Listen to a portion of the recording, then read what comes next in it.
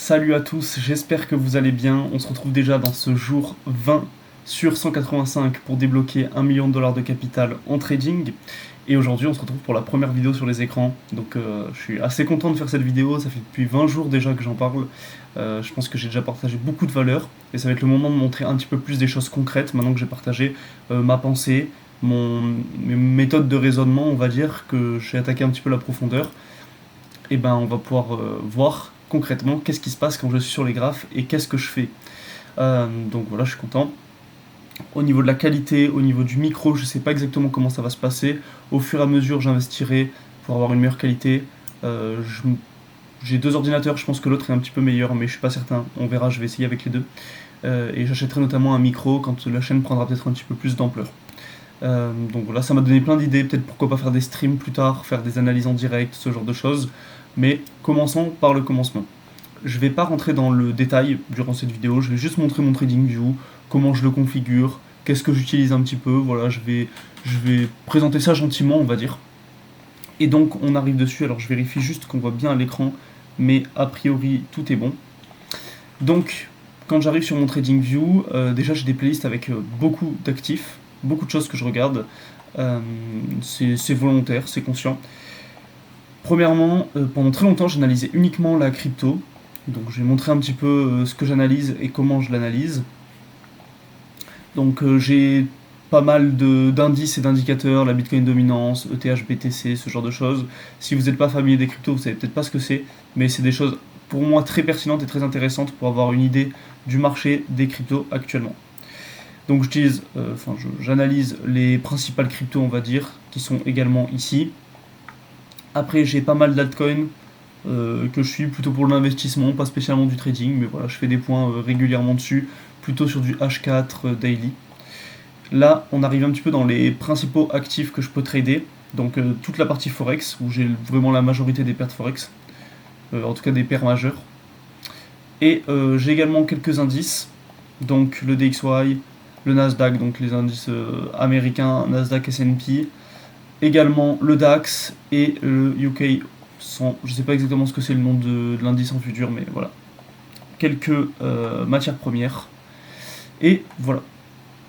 Pour un petit peu les actifs que je trade, j'aurai le temps de rentrer un petit peu plus en profondeur dessus. Et maintenant, comment j'organise mes analyses.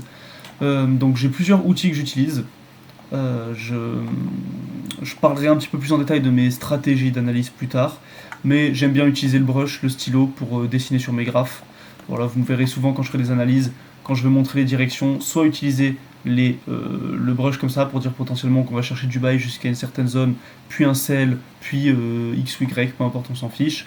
Je peux utiliser aussi le feutre comme ça, mais c'est plutôt pour une autre raison. Là, c'est plutôt pour indiquer des points, des zones. Exemple, entre ces deux ici, c'est puisque je veux indiquer une divergence. Je trouve ça très pratique. Je vais vous montrer un petit peu les indicateurs que j'utilise, mais j'utilise assez peu d'indicateurs. Je trouve que c'est le meilleur moyen de visualiser, de montrer quelque chose sur l'écran. Pour moi, c'est super efficace. J'utilise des zones comme ça. Alors là, c'est une zone pour indiquer un setup potentiellement. Ça, c'est une zone quelconque. Je l'ai mis sur la mauvaise unité de temps. Mais c'est une zone quelconque. Et j'ai également une zone que j'appelle running. Je vais vous montrer ce que c'est et ce que ça veut dire concrètement. Là, vous voyez la zone que je viens de tracer, elle est ici. Et je vais vous montrer aussi pourquoi on la voit que sur certaines unités de temps.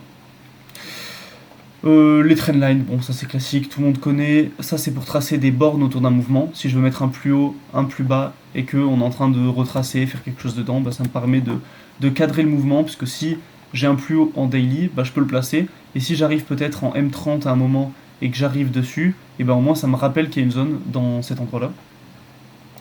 Donc, ceux qui n'utilisent pas TradingView, ça va peut-être pas vous parler, mais ceux qui utilisent, je pense que ça peut être des astuces si vous les utilisez pas, qui peuvent être très intéressantes. Alors ça c'est plutôt pour les figure chartistes que je trade. Alors j'aime pas vraiment le mot chartisme et figure chartiste parce que je trouve ça assez réducteur. Vous verrez qu'il y a une compréhension derrière qui est quand même assez importante. C'est pas juste le prix fait ça, il se passe ça. Mais donc je trade sur les ABC, les WXY. Pour ceux qui connaissent les vagues d'Elliott, c'est les corrections, les flats des vagues d'Elliott. Mais je ne trade pas les Elliott Wave. C'est un dérivé un petit peu. J'utilise beaucoup les retracements de Fibonacci. Donc voilà les paramètres que j'utilise. C'est vrai que tout le monde a un petit peu ses settings. Bon, le plus connu c'est la zone OTE, donc 0,78,6 et 618, mais j'utilise aussi les 55 et les 50%, et les moins 0,27, qui pour moi sont assez efficaces. Les extensions de fibro, c'est le même principe, mais là j'utilise surtout les 100%. Bon, l'outil long, l'outil short, tout le monde connaît. Ça pour mesurer l'échelle de temps d'un mouvement.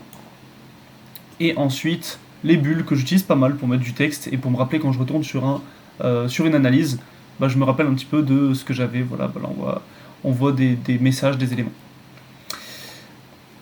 Une astuce que je peux partager qui est aussi très efficace, parce qu'on peut vite se retrouver avec un graphe qui est trop chargé, et j'essaie de garder des graphes épurés au maximum, c'est de mettre des time frames sur les éléments.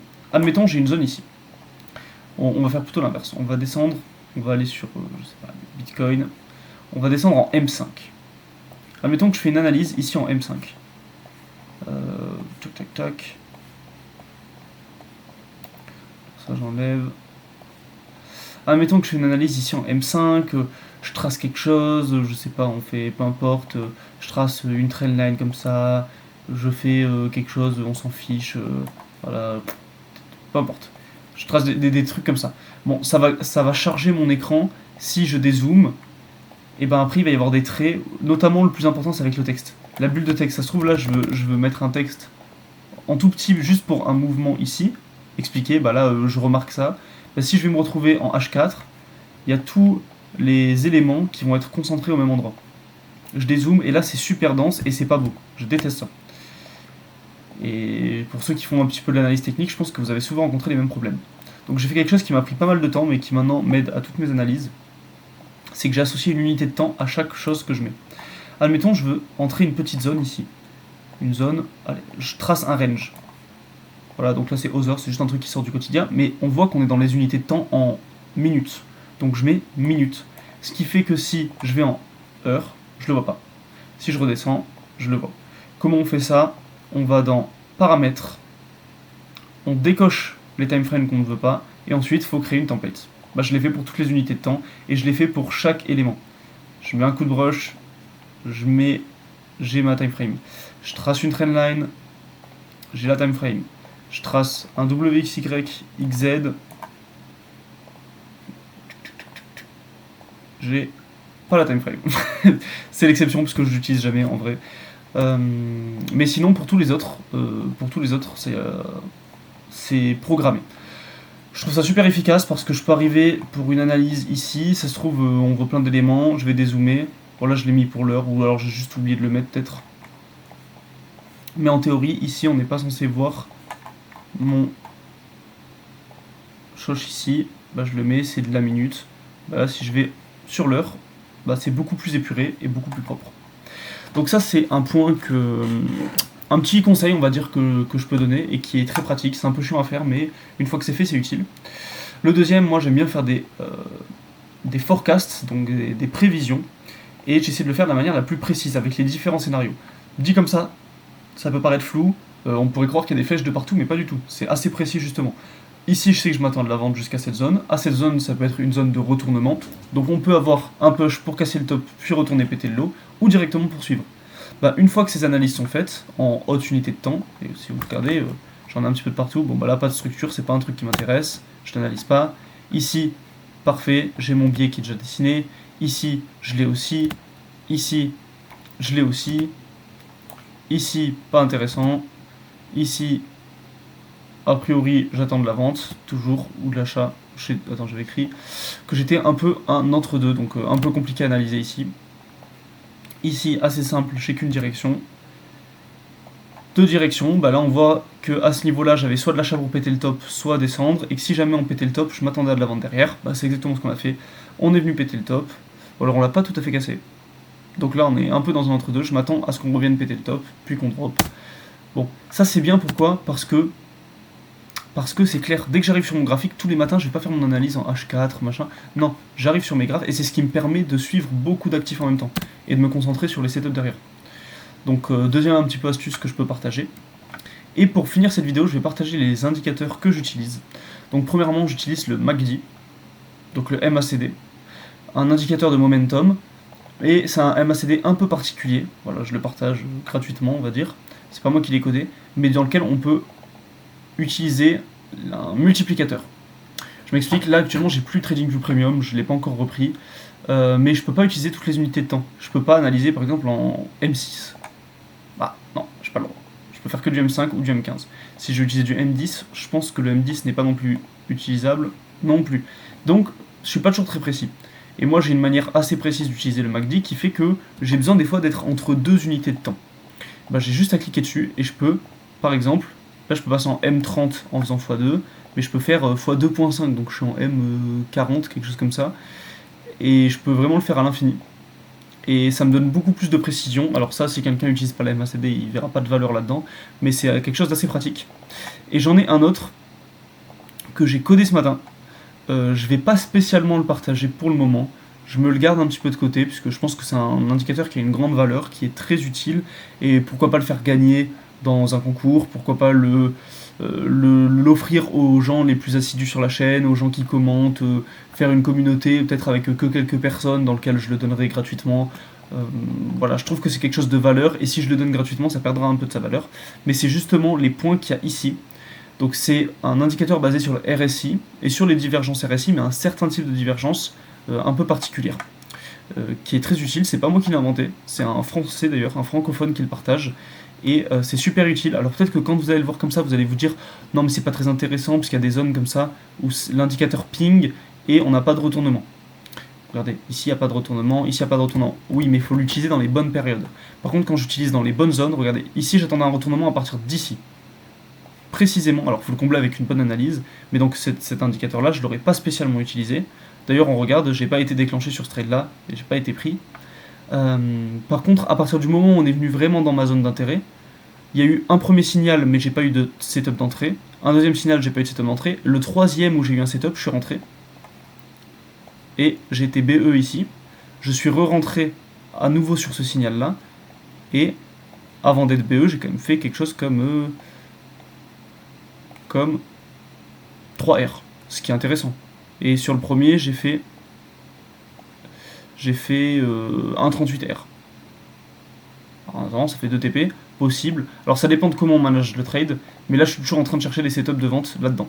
Mais bon, c'est pas le point le plus intéressant. Si je vous montre, il y a des analyses que j'ai faites qui étaient quand même beaucoup plus intéressantes, où actuellement sur celui-ci on est à voilà, 12R.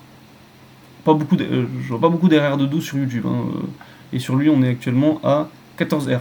Bon, c'est pas des trades que j'ai pris en réel, donc ça ne vaut rien. Je vous dis pas de vous baser là-dessus, et je vous dis pas que je ferai ça tout le temps, mais uniquement grâce à ça, et grâce au setup d'entrée qui était indiqué, dans une bonne zone. Donc là, c'était celui-ci. Et encore, j'aurais pu éventuellement rentrer ici. Là, j'ai eu un signal, je pense, en M15. Alors, c'était pas du M15, c'était peut-être du M5. Ça correspond un peu plus à l'échelle du mouvement.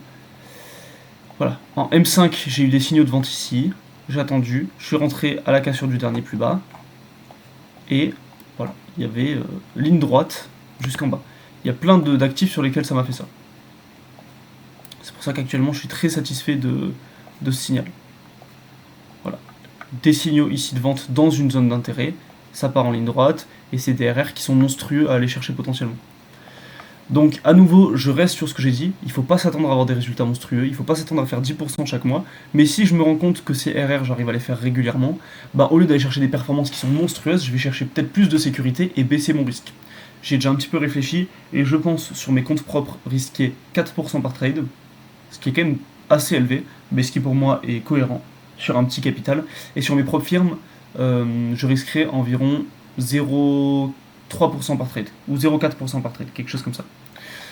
Donc, ouais, plutôt 0,4% par trade, ça me fait 25 SL avant de cramer le compte. Donc voilà, c'est pas une vidéo encore très détaillée, je montre rapidement mes analyses, rapidement à quoi ressemblent mes graphes. C'est le temps de vous habituer à voir un petit peu à quoi ressemblent mes graphes, les indicateurs que j'utilise, parce que j'aurai le temps d'en partager plusieurs heures, d'expliquer en détail comment j'analyse, pourquoi ma trendline je trace comme ça, pourquoi j'entre ici, à quoi ça correspond ces points, j'en ai déjà parlé. Pourquoi je trade les vagues comme ça en ABC, en WXY, qu'est-ce que c'est la différence entre un ABC et un WXY pour moi, pourquoi je prends certains setups et pourquoi je prends pas d'autres, pourquoi ici je pense qu'il y a de la vente et après de l'achat. Bah voilà, j'aurai le temps de tout détailler un petit peu sur ma chaîne, Et on va dire que c'était un petit peu une première de partager mon écran. Déjà, je suis content de l'avoir fait.